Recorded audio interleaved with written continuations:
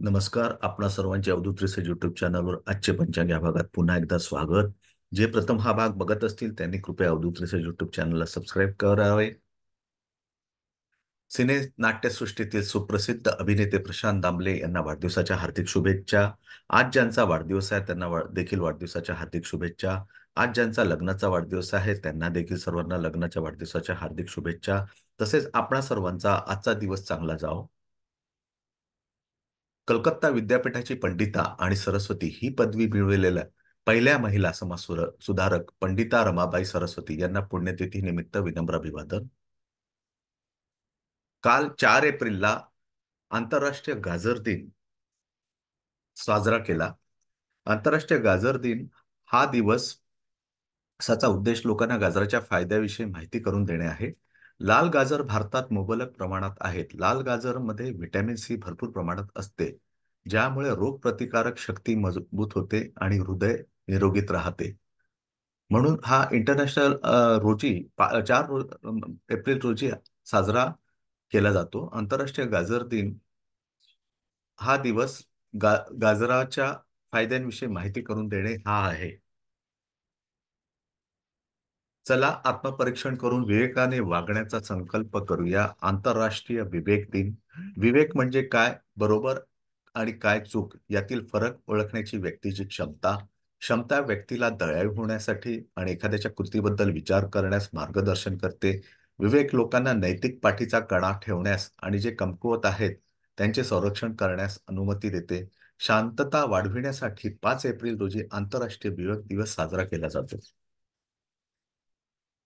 देशाच्या समुद्री सीमा व समुद्री व्यापार सुरक्षित ठेवणाऱ्या समुद्रवीरांना राष्ट्रीय सागरी दिनाच्या हार्दिक शुभेच्छा. भारतामध्ये दरवर्षी 5 एप्रिल रोजी राष्ट्रीय सागरी दिवस नॅशनल मॅरीटाईम डे पाळला जातो. आंतरराष्ट्रीय आंतरमहाद्वीपीय व्यापार आणि जगातील अर्थव्यवस्थेला जगातील एका कोपऱ्यातून दुसऱ्या कोपऱ्यात पोहोचण्यास उपयुक्त मार्ग अवलंबिणे तसेच वस्तूंच्या वाहतुकीसाठी अत्यंत सुरक्षित, संघटित आणि शांत मार्ग अनुसरणे ही उद्दिष्ट ठेवून हा दिवस साजरा करण्यात येतो.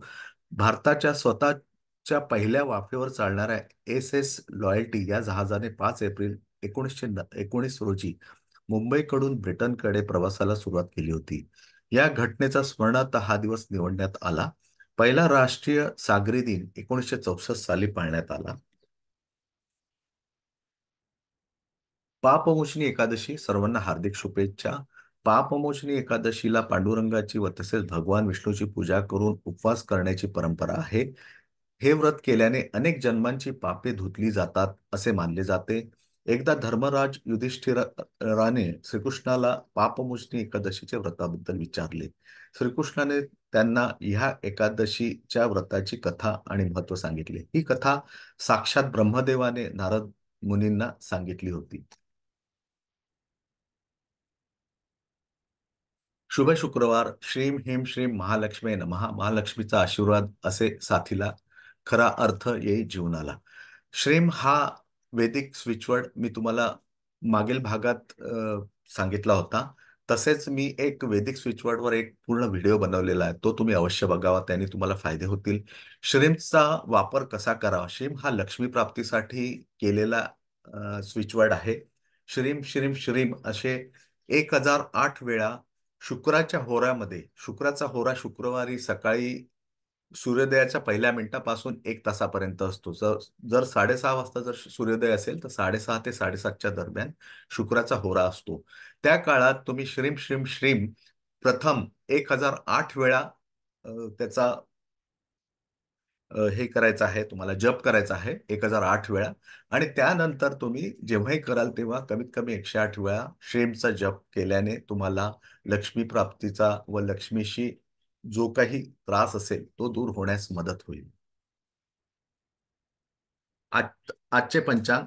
पंचांग म्हणजे काय, वार, तिथी, नक्षत्र, योग आणि करण या 5 मुख्य अंकांविषयी इतर अनेक आवश्यक गोष्टींची माहिती पंचांगमध्ये असते.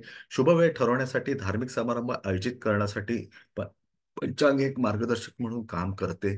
दिनांक 5 एप्रिल 2024, दिन शुक्रवार, शक संवत 1945, शोभकृत, मास फाल्गुन, पक्ष कृष्ण, चंद्र राशी मकर, 7:12 मिनिटांनी, तिथी एकादशी दुपारी 1:28 नक्षत्र धनिष्ठा संध्याकाळी 6:07 सूर्योदय सकाळी 6:29 तर सूर्यास्त 6:53 चंद्रोदय 4:37 6 एप्रिलपर्यंत तर चंद्रास्त दुपारी 3:31 शुभ समय ब्रह्ममुहूर्त 4:56 ते 5:43 अभिजित मुहूर्त दुपारी 12:16 तर दुपारी 1:06 अशुभ समय राहू काळ 11:08 पासून ते 12:41 यमगंड दुपारी 3:47 ते 5:20 असे बोलून मी आजचे पंचांग हा भाग इथेच संपवितो. ज्यांना कोणाला हा भाग आवडला असेल तर त्यांनी लाईक करावे, शेअर करावे आणि ज्यांनी अजूनही सबस्क्राईब केले नसेल माझे चॅनल अवधूत रिसर्च तर कृपया सबस्क्राईब करावे ही विनंती. धन्यवाद.